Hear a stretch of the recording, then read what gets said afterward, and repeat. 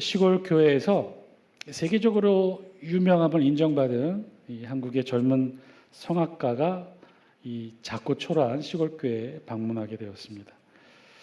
어찌된 이유인지 모르겠으나 어쨌든 이 유명한 성악가가 이 작은 시골 교회 강단에 서서 여러 곡을 레퍼토리로 삼아 아름다운 찬양을 찬양하게 되었어요.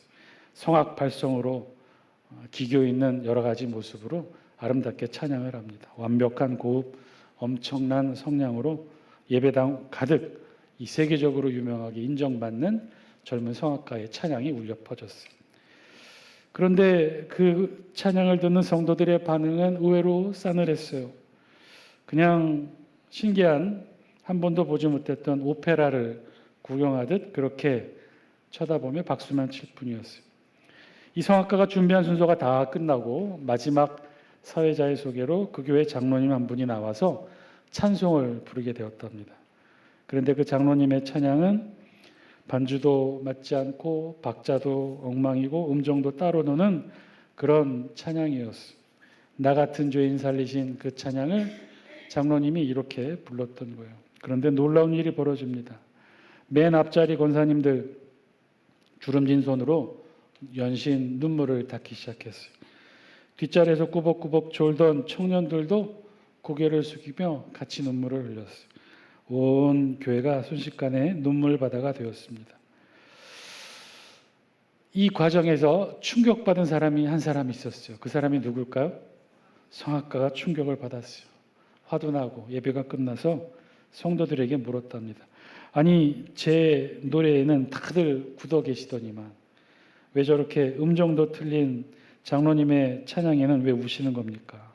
그랬더니 성도가 웃으며 이렇게 이야기했답니다. 선생님은 방금 기가 막히게 노래를 부르셨고 우리 장로님은 간절하게 하나님을 부르셨거든요. 여러분, 찬양을 잘 부른다는 것, 그 무엇을 말하는 것일까요? 찬양을 잘 부른다는 것, 음정을 잘 맞추고 박자를 잘 맞추고 바이브레이션이 아주 기가 막히게 이렇게 부르는 게 찬양을 잘 부르는 것일까요? 요즘 TV 프로그램에 하도 많이 나오는 것 중에 하나가 서바이벌 음악 오디션 프로그램이 있습니다. 슈퍼스타 K, 쇼미더머니, 팬텀싱어, 싱어게인 등등 이런 전문 음악 프로그램에서도 보니까요. 어떻게 해야 노래 잘해서 뽑히고 떨어지지 않고 1등까지 오를 수 있는지 매 곡을 부른 참가자들에게 심사위원들이 평가를 해줍니다. 당신의 노래는 어떻고 당신의 노래는 어떤지에 대해서 평가를 해줘요. 그런데 하나같이 똑같은 말을 공통적으로 하는 게 있었어요. 그거는요. 그냥 음정 잘 맞추고 박자 틀리지 않고 악보에 충실한 대로 부르는 사람들은요. 다 떨어졌어요. 그리고 그럴 때마다 심사위원들이 하는 말이 있었어요. 음정도 좋고 박자도 좋고 기교도 훌륭하고 그런데 당신의 노래에는 감동이 없습니다. 당신의 노래에는 당신만의 개성이 묻어 있지 않아요. 당신은 당신의 노래를 부르고 있지 않습니다. 하나같이 이런 평가를 받았던 거예요. 일반 음악에서도 아니라는 거예요. 잘 부른다는 것이 음정과 박자를 잘 맞추는 것이 곧 노래를 잘 부르는 것이 아니라는 거예요. 그러면 어떻게 해야 노래를 잘 부르는 것일까요? 어떻게 불러야 노래를 잘 부르는 것일까요? 심사위원으로 나왔던 한 심사위원이 박진영 심사위원이 했던 말이 있죠. 노래 부를 때 어떻게 해야 노래를 잘 부른다고요? 소리 반 공기 반. 소리 반 공기 반이라는 거예요. 소리만이 아니라는 거예요. 박자 음정만 잘 맞췄다고 잘 부르는 게 아니라는 거예요. 거기에는 공기가 그 사람의 호흡이 내면의 마음과 생각과 진심이 담겨야 그 노래가 잘 부른 노래가 된다는 거예요. 그럼 우리 찬양은 어떨까요? 우리 찬양은 어떻게 불러야 잘 부르는 것일까요? 오늘 우리 본문에서도요. 이스라엘에서 최고로 노래 잘하는 다윗에 대해 우리 성경이 오늘 기록하고 있습니다. 다윗이 어떻게 찬양을 잘했길래 이스라엘에서 최고 노래 잘하는 자가 되었을까? 오늘 말씀을 통해서 다윗의 찬양이 어떻게 잘 부른 찬양이 되었는지 말씀을 통해 함께 찾아보기를 원합니다. 오늘 우리가 함께 읽은 본문 사무엘하 23장은요. 사무엘하 크게 보면 21장부터 마지막 24장까지 이어져 있는 일종의 부록과 같은 내용이 담겨 있는 오늘 본문 말씀입니다. 다윗을 중심으로 한 이스라엘 왕정 초기 역사에 누락되었던 사건들을 쭉 모아놓은 것이 사무엘하 21장부터 24장 끝까지 기록된 말씀이에요. 그 중에서 22장과 23장에는 각각 다윗의 찬양이 기록되어 있습니다. 22장은 다윗 통치 초기에 있었던 사건을 기반으로 다윗이 찬양한 노래가 기록이 되어 있고요. 23장에는 다윗 통치 말기에 있는 사건을 통해 다윗이 느꼈던 그 경험한 찬양을 우리 성경 사무엘하 23장은 기록합니다. 23장에서 다윗은 이제 인생의 마지막에서 자신의 삶을 돌아보며 이렇게 찬양해요. 우리 다 함께 영상을 통해 1절 말씀 같이 함께 읽겠습니다. 시작. 이는 다윗의 마지막 말이라 이새의 아들 다윗이 말하며 높이 세워진 자 야곱의 하나님께로부터 기름 부음 받은 자 이스라엘의 노래 잘하는 자가 말하노라. 아멘. 이스라엘의 노래 잘하는 자 다윗이 말하노라. 오늘 우리 성경은 이렇게 기록합니다. 이 짧은 고백 속에 다윗의 특별한 자기 인식이 우리 성경은 뚜렷하게 기록되어 있어요. 다윗은요 스스로를 뭐라고 표현하고 있어요? 높이 세워진 자, 그리고 하나님께로부터 기름 부음 받은 자, 그리고 노래 잘하는 자. 그 고백대로 다윗은요 정말 높이 세워진 삶을 살았어요. 여러분 다윗의 처음 신분이 무엇인지 여러분 아십니까? 다윗이 처음부터 왕족의 신분이었을까요? 아니에요. 그렇지 않습니다. 다윗의 처음 신분은요 비천한 목동이었어요. 그런데 그런 비천한 목동에 불과했던 다윗이 어떻게 됩니까? 이스라엘에서 가장 높은 자가 돼요. 이스라엘의 가장 높은 왕의 자리에 오릅니다. 어떻게 그럴 수가 있었을까요? 다윗이 노력해서 그렇게 되었을까요? 다윗이 능력이 많아서 그렇게 되었을까요? 다윗이 인맥이 좋아서 학벌이 좋아서 그렇게 되었을까요? 비천한 목동에서 이스라엘의 가장 높은 왕이 되기까지 어떻게 다윗은 그 일을 이룰 수가 있었을까요? 아니에요. 다윗이 비천한 목동에서 이스라엘 왕이 된 것은요 오직 하나님에 의해서 이루어집니다. 그것을 우리 성경은 하나님께 거룩한 관유로 기름 부음 받았다라고 오늘 본문 1절을 통해 그렇게 기록하고 있는 거죠. 즉 다윗은요 그 인생 전체가 사실 하나님에 의해 높여진 삶이에요. 마치 오늘 본문의 표현처럼 하나님에 의해 높이 세워진 자가 바로 다윗의 삶이었던 거죠. 다윗은 그렇게 하나님에 의해 높이 세워진 삶을 살게 됩니다. 자, 그러면 이쯤 되면 질문이 생기죠. 다윗은 어떻게 하나님에 의해 높여진 삶을 살게 될 수 있었던 것일까? 어떻게 비천한 목동의 신분에서 이스라엘의 가장 높은 왕이 될 수 있었을까?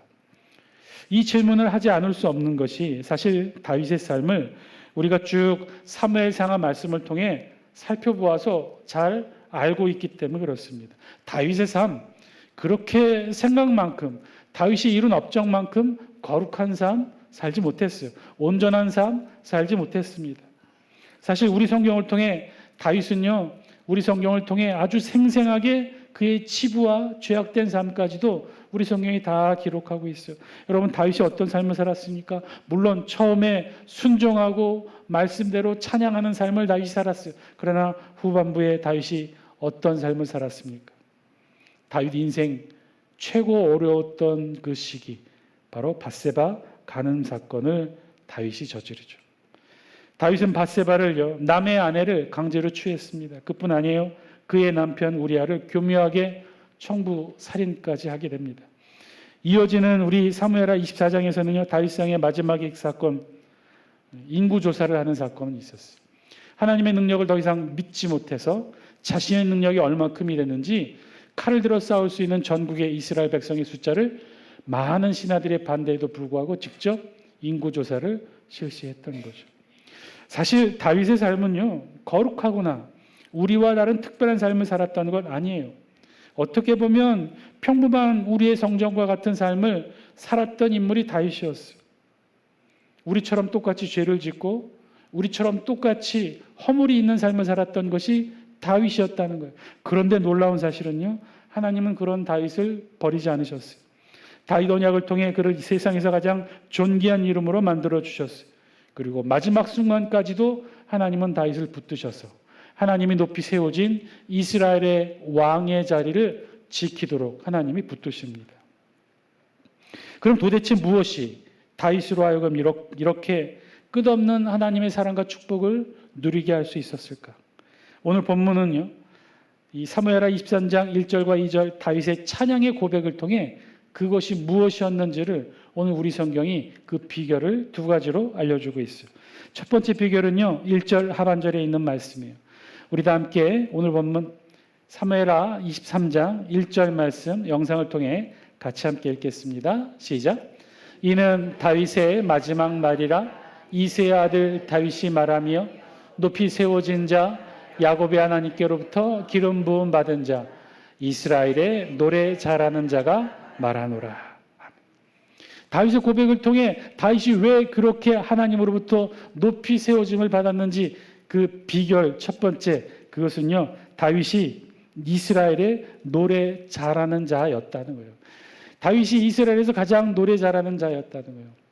오늘 본문에서 우리 성경이 말하고 있는 노래 잘하는 자는요, 우리가 앞에서도 살펴보았다시피 노래를 정말 기교스럽게 잘한다는 것을 말하지 않습니다. 음정을 잘 맞추고 박자를 잘 맞추고 특별한 기교와 어떤 가창력으로 그래서 노래를 잘한다는 것이 아니라 오늘 본문에 이스라엘의 노래 잘하는 자로 다윗이 뽑혔던 것은 다윗이 평생 하나님을 찬양했다는 거예요. 정말 하나님을 찬양했다는 거예요. 늘 기쁘게 하나님을 찬양했다는 거예요. 어느 정도로 찬양을 기쁘게 잘했느냐? 사무엘하 6장에 보면요, 다윗성의 언약궤, 그동안 이방 지역을 떠돌던 언약궤를 다윗이 모셔드리는 장면을 우리 성경이 생생하게 기록합니다. 하나님의 언약궤가 드디어 다윗성으로 들어옵니다. 다윗 왕은요, 그 다윗성으로 들어오는 그 하나님의 언약궤를 맞이하기 위해 그 기쁨을 감추지 못하고 춤을 추며 찬양합니다. 배에봇만 입은 채, 우리말로 하면요, 속옷만 입은 채 하체를 다 드러내고 백성들 앞에서 덩실덩실 춤을 추며 다윗성으로 들어오는 하나님의 언약궤를 맞이합니다. 그 모습을 사울의 딸 미갈이 창으로 내다봅니다. 그러면서 했던 말이 뭐였죠? 왕이 방탕한 자처럼 몸을 드러냈다라고 업심여길 정도로 다윗이 그렇게 춤을 췄어요. 그런데 그때 다윗이 미갈에게 이렇게 말합니다. 우리 다 함께 영상을 통해 사무엘하 6장 21절 22절 말씀 같이 함께 읽습니다. 시작. 다윗이 미갈에게 이르되 이는 여호와 앞에서 한 것이니라. 그가 내 아버지와 그의 온 집을 버리시고 나를 택하사 나를 여호와의 백성 이스라엘의 주권자로 삼으셨으니 내가 여호와 앞에서 뛰놀리라. 내가 이보다 더 낮아져서 스스로 천하게 보일지라도 내가 말한 바 계집종에게는 내가 높임을 받으리라 한지라. 아멘. 다윗이 이랬다는 거예요. 다윗이 이렇게 하나님을 찬양했다는 거예요. 다윗이 찬양할 때는요, 세상 사람들 눈에 들어오지 않았어요. 세상 사람들의 시선이 신경 쓰이지 않았어요. 다윗의 눈에는 오직 하나님만 보였던 거예요. 다윗의 눈에 보였던 그 하나님만을 다윗이 온전히 찬양했어요. 자신은 천하게 보여도 좋으니 하나님만 높임을 받기를 원하며 다윗이 그렇게 하나님을 찬양했다는 거예요. 그래서 다윗이 이스라엘에서 제일 노래 잘하는 자로 뽑혔던 이유가 여기 있었던 거죠. 광야로 도망칠 때도 다윗은 마찬가지였어요. 사울의 칼날을 피해 캄캄한 아둘람 동굴로 숨어들었을 때, 동굴 밖에는요, 사울의 병사들이 칼을 들고 다윗을 죽이고자 막 찾아왔어요. 이곳저곳을 칼로 쑤시고 있어요. 그런데 그 위기의 상황 속에서, 죽음의 공포 속에서도 다윗이 동굴 깊숙이 들어가서 찬양의 시를 짓습니다. 그 찬양의 시가 시편 57편 7절에 있는 말씀이에요. 우리 영상을 통해 같이 함께 읽겠습니다. 시작. 하나님이여 내 마음이 확정되었고 내 마음이 확정되었사오니 내가 노래하고 내가 찬송하리. 여러분, 아둘람 동굴에 사울의 칼날을 피해 숨어 들어온 다윗이 그 어둠 깊숙한 곳에서 확정했다는 거예요. 결심했다는 거예요. 뭘 결심했어요? 내가 칼을 들고 나가 맞짱 때리라. 내가 칼을 들고 나가 내 목숨을 지키기 위해 사울을 죽이리라. 이렇게 결정했다는 거예요? 아니에요. 다윗이 그 어둠의 굴 속에서 사울의 칼날을 피해 많은 사람들과 함께 버들버들 떨면서 다윗이 했던 결심, 그 결심이 뭐예요? 내가 찬송하고 내가 노래하리이다. 하나님을 찬송하리이다. 죽음의 공포의 위기 속에서도 다윗이 했던 것은요, 하나님을 찬양하는 일이었어요. 하나님을 노래하는 일이었어요. 여기에 아주 중요한 영적 원리가 담겨 있습니다. 다윗이 왜 그토록 우리와 똑같은 성정을 가진 인간이고 우리와 똑같이 죄를 지었음에도 불구하고 하나님으로부터 높이 세워진 자가 되었는지, 그 중요한 영적 원리가 여기에 담겨 있어요. 왜 하나님이 다윗을 높여주셨을까? 왜 다윗처럼 비천한, 다윗처럼 죄를 지은, 다윗도 우리처럼 똑같은 성정을 가진 그런 인간이었으나 그러나 하나님이 다윗을 가장 높은 곳에 세워준 그 이유, 다른 건 없었어요. 다윗이 능력이 많아서가 아니에요. 다윗이 남들보다 똑똑해서가 아니에요. 오직 하나, 다윗은요 정말로 하나님을 찬양할 줄 알았기 때문이에요. 사망의 음침한 골짜기 속에서도 다윗은요 노래하고 찬양했다는 거예요. 하나님은 그런 다윗을 높여주십니다. 즉 하나님은 하나님을 높이는 자를 높여주신다는 거예요. 그 사실을 다윗은 누구보다도 잘 알았어요. 그래서 죽음의 공포 속에서 다윗은 하나님을 노래하고 하나님을 찬양합니다.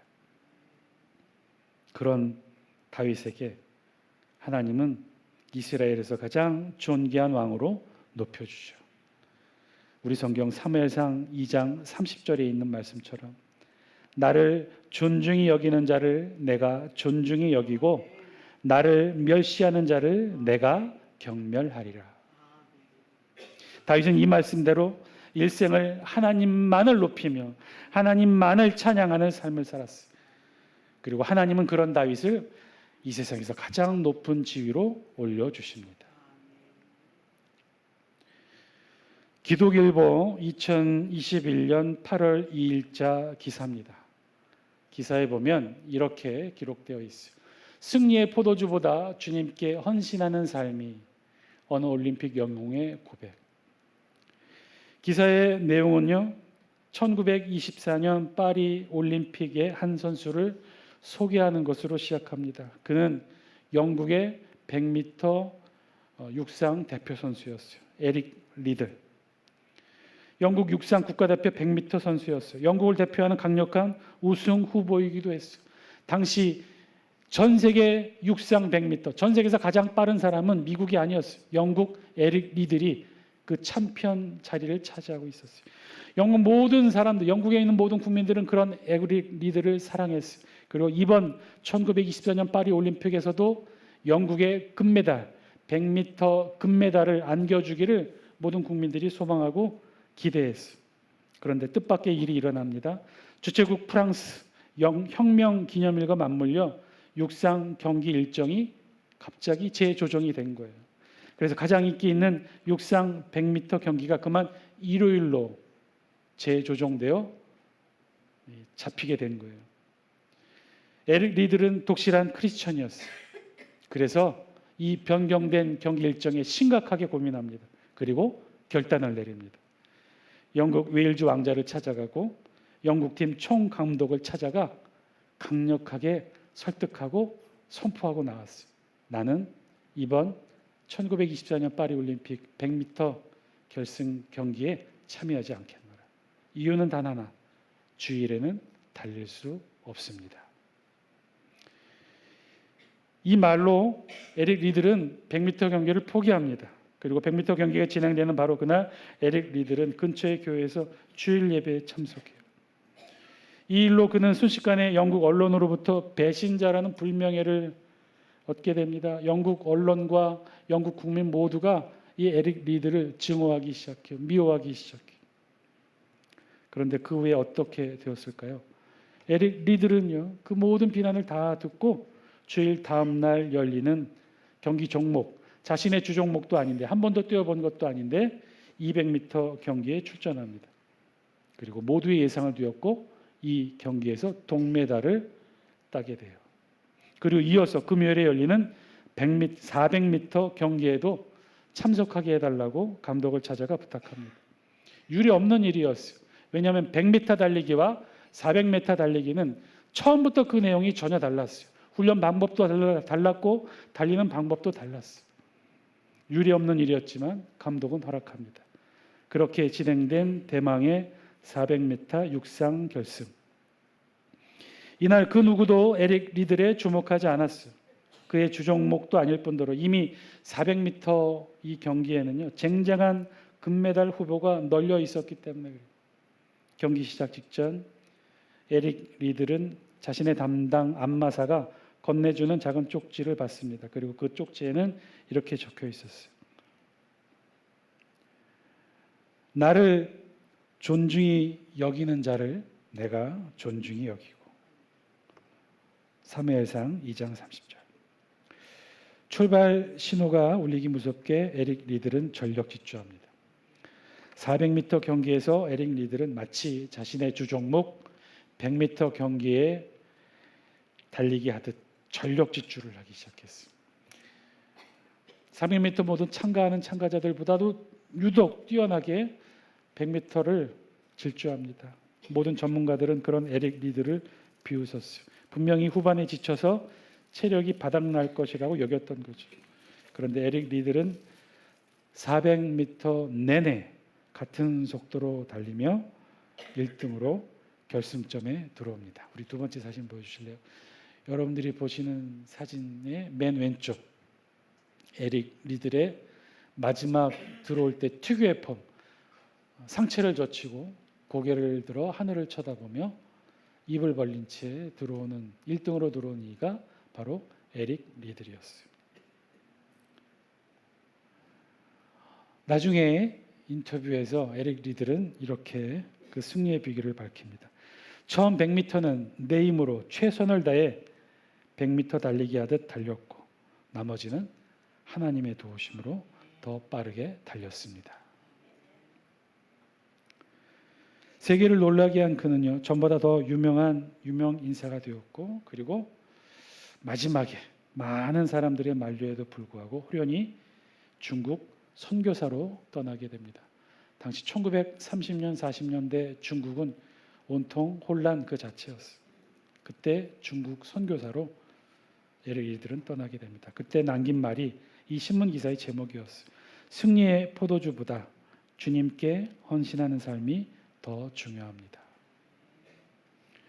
그리고 그렇게 떠났던 에릭 리들은 42세의 젊은 나이로 중국 땅에서 순교하게 됩니다. 그런 에릭 리들의 삶을 영화로 만들게 된 영화가 있죠. 이 불의 전차라는 영화가 바로 그 영화입니다. 영국 자본으로 영국에서 만들어진 영화였으나 유례 없이 미국 아카데미 여러 상을 석권했던 그런 영화이기도 합니다. 하나님은요, 하나님을 높인 자를 하나님도 높여주십니다. 다윗은 그런 삶을 살았고 그렇게 끝까지 하나님을 찬양하고 하나님을 높이는 삶을 살았어요. 그래서 다윗은 이스라엘에서 가장 노래 잘하는 자, 찬양하는 자로 불려질 수 있었던 것입니다. 하나님이 다윗을 높여주신 두 번째 비결은 2절에 있는 말씀을 통해 나옵니다. 우리 다 함께 영상을 통해 2절 말씀 같이 함께 읽습니다. 시작. 여호와의 영이 나를 통하여 말씀하시니 그의 말씀이 내 혀에 있도다. 아멘. 그의 말씀이 내 혀에 있도다. 다윗은요, 결코 쉽게 할 수 없는 이 고백을 2절을 통해서 하게 됩니다. 이 고백은 결코 쉬운 고백이 아니었어요. 아니면 어쩌면 무서운 고백일지도 모릅니다. 왜냐하면 자칫 오해할 수 있기 때문에 내 말이 곧 법이다, 내가 하는 말이 곧 하나님의 말씀이다라는 교만의 선언으로 들려줄 수 있기 때문에 그렇죠. 하지만 그의 말씀이 내 혀에 있도다, 이는 정반대였어요. 다윗의 이 고백은 철저한 자기 부정 위에 세워진 고백이에요. 여호와의 영이 나를 통하여 말씀하신다는 것은 내 혀의 주인이 내가 아니라 여호와 하나님임을 고백하는 내용이었어요. 여기에는 내 생각, 내 판단, 내 혈기 다 내려놓고 내 혈기, 내 판단이 내 입술을 주장하지 못하게 나 자신을 다 내려놓고 온전히 하나님께 순종하고 복종한다는 자기 복종의 의미의 고백이기도 했기 때문에 그렇습니다. 대신에 하나님의 영이 내 입술을 주관하고 대신에 하나님의 말씀이 내 입술에 담기어 나의 삶을 주장하는 삶, 그런 삶 살겠습니다라는 다윗의 그런 고백이었던 거죠. 여러분, 사울왕과 다윗왕의 가장 큰 차이가 무엇인지 아십니까? 사울은 자신의 혀로 변명하고 합리화하는 데 급급했어요. 그러나 다윗은요, 위기의 순간마다 다윗이 여호와께 묻자오되 우리 성경에 기록된 것처럼 하나님의 말씀을 구했어요. 자신의 판단, 생각하기 전에 하나님의 말씀을 구했던 거예요. 하나님의 말씀으로 자신의 혀를 채웠고 하나님의 말씀으로 자신의 삶을 이루려 했어요. 그런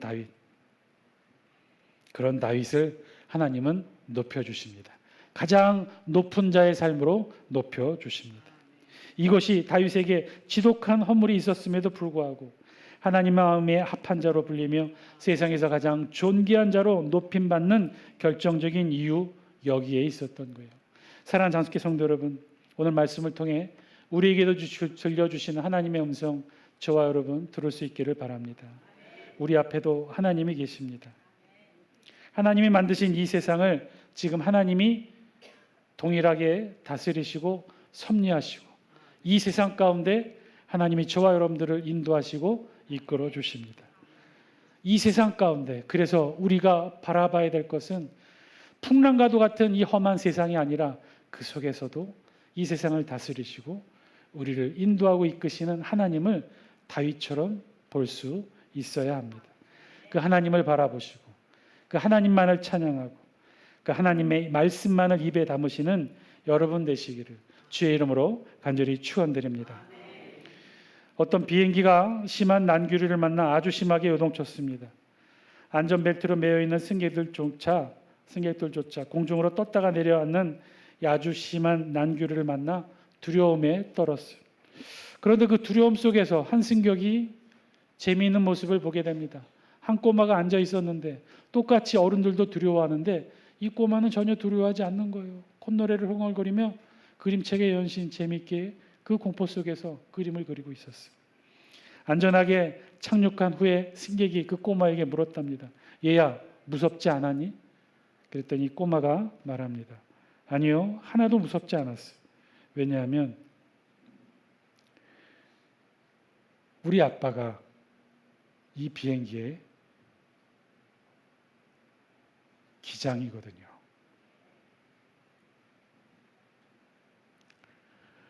우리도 마찬가지인 줄 믿습니다. 아무리 힘들고 어려운